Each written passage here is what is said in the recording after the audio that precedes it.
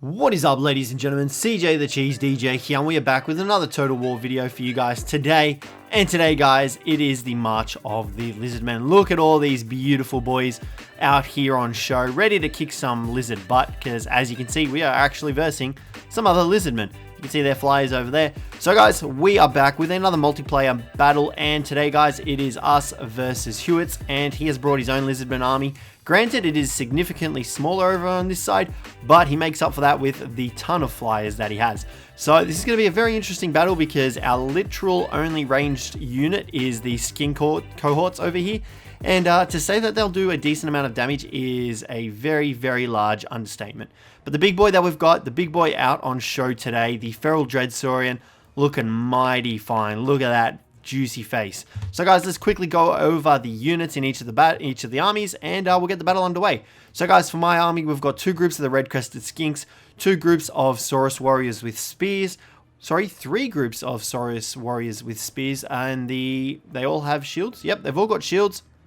And two standard groups of the Saurus warriors. We also have the Legion of Chakwa, the anti-large spear unit. Pretty much the reason we bought these, because we knew he'd be bringing these boys. As well as that, a group of skin cohorts, a blueberry slan. No, sorry, this one is a yellowberry slan. Life slan right here, and Feral Dread Saurian, as well as a Saurus Scar veteran up on his Carnosaur.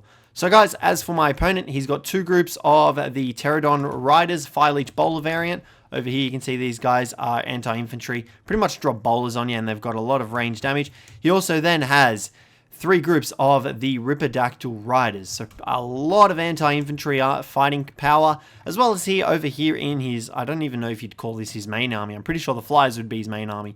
He's got three groups of skin cohorts, a Saurus Scar veteran on the Carnosaur, another Feral Dread Saurian, and Gorok on foot. Look at Gorok looking mighty fine. So guys, without further ado, let's get this battle underway. Now this one is a very long battle from what I can remember, because we're pretty much like, alright, let's go for a sort of Helm's Deep style of play. We'll make our units real nice and tight together. He's got no artillery, so he's pretty much going to march these guys all the way over here while his flyers stick here. So what we're going to do, we're going to just wait for these flyers to come in. We're going to try and get them to waste their ammo on our shielded boys, because as you can see, we've got a lot of shielded boys, and he's only going to have a limited amount of ammo. So we're like, alright, let's try and cluster everyone together. We pop Shield of the Old Ones down, trying to deal with some of the stuff down here. So Shield of the Old Ones goes down. We get the skin cohort out here on the flanks, just trying to shoot into the Pterodon Riders, trying to deal a little bit of damage to them. But you can already see that our Saurus Spears and stuff have already taken a bit of damage. But luckily, our Slan Priest that we brought along with us, he's got a couple of things under his belt. So not only does he have the Shield of the Old Ones, he also has Banishment, the spell, the Aura of Quetzal, as well as Regrowth, Earthblood, and Cold-Blooded. So we pretty much brought this guy along to just heal the Feral Dread Saurian, but luckily for us, we've pretty much brought him, and he's going to be able to heal all our units. So you can currently see over here, the Ripidactyl Riders head over for the skin cohort. Not too worried about them because they're cheap, they don't really cost too much. They are going to get routed off and pretty much run away. But you can see here, the Feral Dread Saurian, he's marching over. He is getting ready to take on those Ripidactyl Riders. Here he comes. And I'm pretty sure at this stage my opponent sees them and he's like, well, we should probably fly out of here, otherwise this guy's going to get the munch on. And you can see there, he does manage to get his munch on, taking a bite out of a couple of the Ripidactyl Riders and drowning that headpiece across the sand. And you can see here, he's in combat with them, taking a chunk out of them. This guy is a real big beast. Love this dude, and he's such a good addition to the game. But you can see here, he's doing a decent amount of damage. Like, you know, he's caused a lot of terror to him, so that's pretty good. We've managed to do a bit of damage to his Ripidactyl Riders, but you can see here we also brought our Saurus Scar veteran over to just try and help out.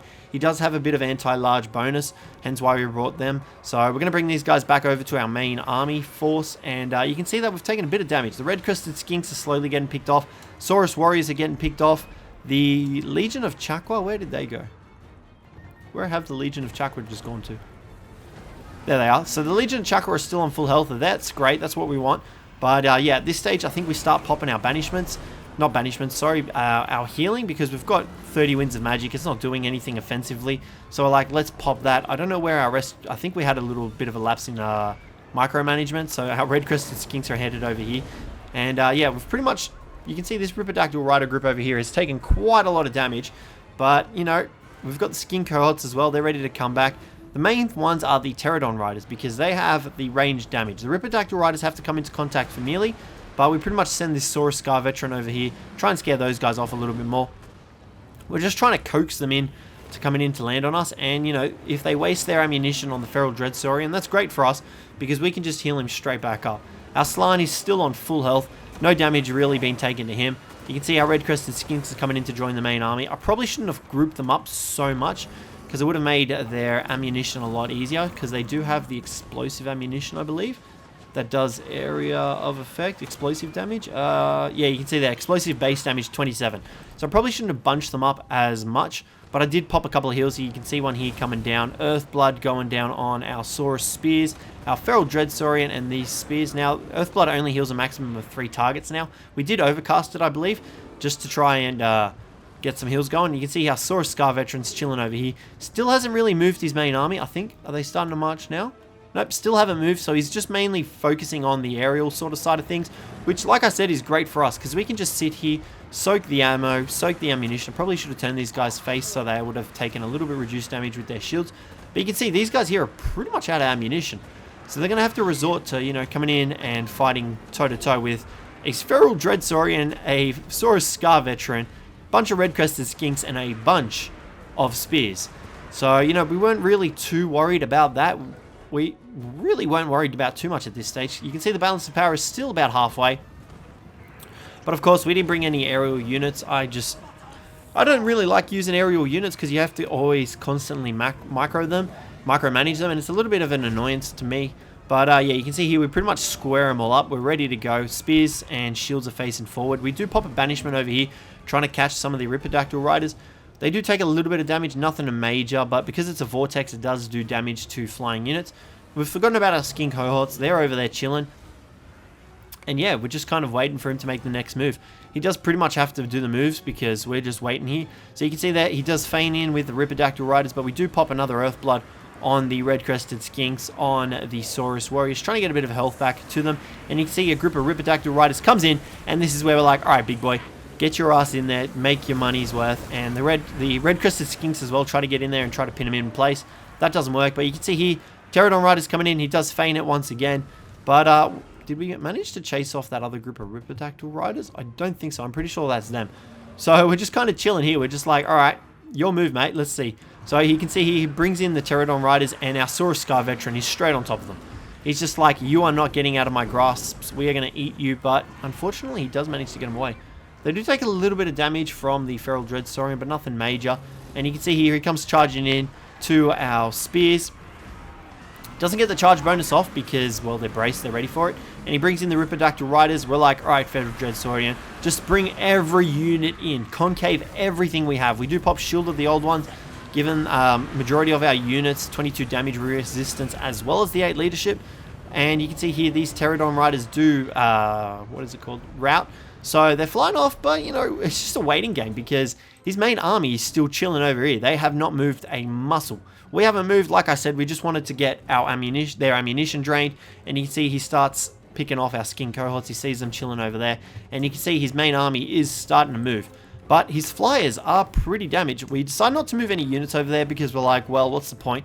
Skink's already dead. If he's going to dedicate them all over there, by the time we get over there, our units will be tired. There's no real point. But you can see all our units are fresh. They're confident.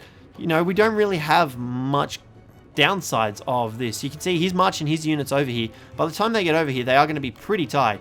So you can see here, our Skin cohorts get routed off the map. No too much of a biggie. We move the Legion of Chakwa in. We're getting them all into position. Sort of, they just have to come into melee range now because there's not much we can do. Pop another healing off here. Earthblood goes down. We start lining up our units to face this front line. But you can see here, they are going to start being tired because they're moving. They've had to march a lot more than our units have. Feral Dread Saurian getting ready to combat. We do leave our Carnosaur, Saurus Scar Veteran, facing this way, so we can kind of soak some of these guys, because he would more than likely be able to deal with all these guys. Also leave a group of Spears facing backwards. Bring our Saurus Warriors and Skinks in front line. Our Feral Dread Saurian's ready to go. Slann Mage Priest is ready to go. We do pop another Earthblood. The heals are coming out of us like no tomorrow. Like, it's crazy. So guys, here he comes. He's going to come in. Now all his forces are going to attack at once. No, he's just edging them forward slowly. We'll fast forward here. and it's pretty much just a stalemate. We do pop a banishment, and we do manage to clean up a little bit of the skin cohorts. Nothing really amazing. The Feral Dreadsaurian does take a little bit of damage, but here they come. He's pretty much frontline is just skin cohorts. So our red-crested skinks can easily deal with that. That's why we move these guys to the front here. But here we go. The main fight's about to begin, but we do feign back. We bring our skinks back, and we send our Saurus in. Main reason being because I wanted to save these guys for the Carnosaur and the Feral Dreadsaurian. Pop that poison damage. Shield of the Old Ones goes down on everything you can see there, as well as Aura of Quetzal given the melee defense and the armor. The Slans are just amazing. They are so good. You can see here, his Feral Dreadsaurian's in, our Feral Dreadsaurian's in. They're getting ready to do combat. Look at them go. Here we go. Shield of the Old Ones disappears. Feral Dreadsaurian is taking a chunk out of them. Look at this. This is a battle of the ages. Feral Dreadsaurian against Feral Dreadsaurian, and he just scoops up a whole heap of them. You can see here, his Feral Dreadsaurian is taking a bit of damage. His Ripidactyl Riders are in. Everything is in. We turn our Slan Priest around to try and help out. Spears are here. We've got the Legion of Chakwa here as well, fighting off the Ripidactyl Riders. What do we pop? We pop everything. Potion of Strength on our Saurus Scarvet. He just gets every buff known to lizard kind. Feral Dreadsaurian is dealing damage. You can see here, his Feral Dreadsaurian is Rampage. Shield of the Aeons goes down, giving 60% armor, 60 plus armor. But you can see his Feral Dreadsaurian is routed. Ours does start to rampage, and we are fighting the Saurus Scarvet, which isn't a good battle for us because he does have the anti-large. But in a moment, we do pop Cold Blood, getting control of our Dreadsaurian, and you can see his Dreadsaurian has nowhere to go. He is surrounded by troops. Spears are here. Red-crested skinks are nailing into him. The Slan is also fighting him. We do start turning our Feral Dreadsaurian onto him as well. Where's our Scarvet? There he is there. No, that's not him. Our Scarvet's over here. He's facing down Gorok. Like, alright. If we can start taking out Gorok, we can do some damage. And you can see Gorok is taking a beating from our Feral Dreadsaurian. His Feral Dreadsaurian is heading off. We weren't too worried about chasing him off because he was going to come back. And you can see we definitely have the anti-large capabilities of being able to deal with him. His flyers are pretty much defeated. He's got a couple of Pterodon riders left. But you can see here, Gorok is in the center of this. He's taking a bit of damage. We do pop another Shield of the Old Ones, giving us that damage resist, and there goes... Did you guys see that? He just went flying. So the Saurus Scarvet is fighting. Feral Dreadsaurian comes back in. He's rampaging. He's going after the Slan. Things are getting intense. We're like, oh damn. We've got to back our Slan out of there. Get him out of there. We don't want him facing the Dreadsaurian because he will crump him. But our Feral Dreadsaurian is facing off once again, and these guys are just going to town. We do have Saurus Scarvets over here fighting each other as well, fighting the respective Dreadsaurians as well. And he's just munching on our spears. But you can see Gorok is in here as well. The Great White Saurus trying to deal some damage, but we've just got way too many units. You can see here, we've still got all our spears, and just from that, guys, he does lose from army losses. So, guys, that is going to wrap up today's video. You can see here, we do pretty good. Our Saurus Scarvet does pick off quite a few. Majority of his army were the flyers. You can see here, they did pick up quite a few kills. But luckily enough, we were able to constantly heal our units, which is why these guys have so much health. As well as that, the Feral Dreadsaurian we managed to take out with relative ease. Our Saurus Scarvet definitely crumped that Feral Dreadsaurian and the enemy's Saurus Scarvet.